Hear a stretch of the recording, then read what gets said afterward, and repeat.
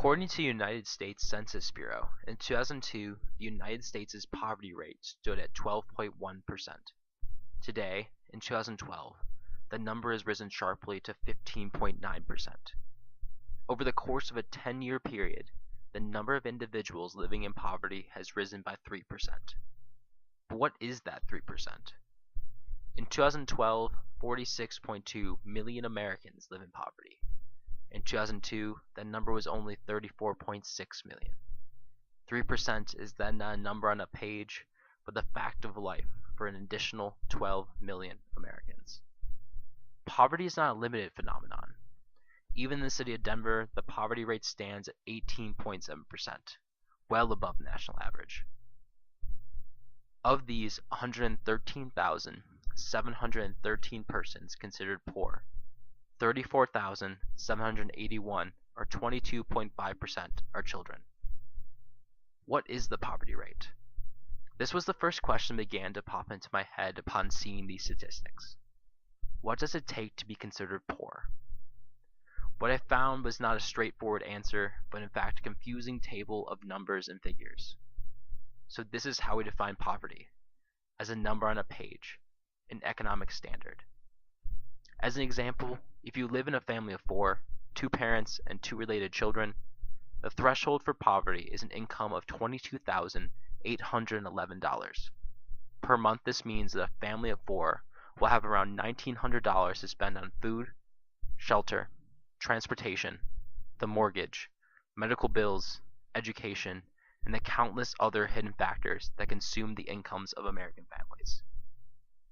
After seeing these figures, I want to look not only at what poverty is defined as, but what are the factors that contribute to this growing number. By doing this, I want to look at the role that poverty plays in our wider discussion of politics and economics.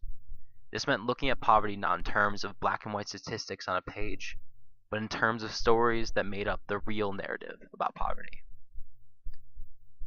What really spurred me to look at the way we talk about poverty was the book The Rich and the Rest of Us, written by Tavis Smiley and Cornel West. In this book, West and Smiley argue that the faces of poverty are no longer solely relegated to the easily maligned black, red, or brown people. Poverty of all kinds abounds unchecked in our cities, suburbs, and rural communities, with ever-growing shameful numbers of impoverished children joining the ranks. Poverty is no longer confined by class or color. Like an unrestrained and deadly virus, it doesn't discriminate. This is what this project that I have called A Conversation About Poverty tries to accomplish.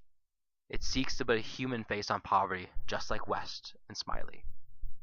In many ways and through many stories, this project seeks to look at the human face of poverty that exists within the city of Denver and unveil what it actually looks like and feels like to be poor. Perhaps this is where we can begin to have a meaningful conversation about the role that poverty plays in our society, and at the same time begin to uncover the factors and challenges that lead to the fact of poverty. The first installment in this series takes a look at the way we talk about poverty through the traditional media cycle, like the newspaper. Specifically, I want to look at how many times we talk about poverty in relation to other common topics like sports and business profits. By studying the factors that play a large role in the wider conversation about poverty, perhaps we can locate a source of poverty. The poverty of times we talk about the issues of poverty.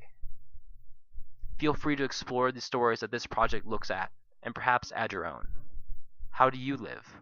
What struggles and challenges do you face? What about this story shocks or interests you? What voice can you add to the conversation?